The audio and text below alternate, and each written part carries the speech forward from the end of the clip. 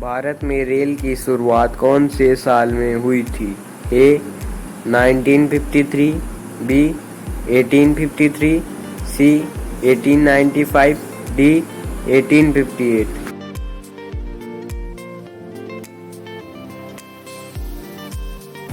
सही ऑप्शन है 1853। अंग्रेजों ने भारत में 16 अप्रैल 1853 को पहली ट्रेन चलाई थी।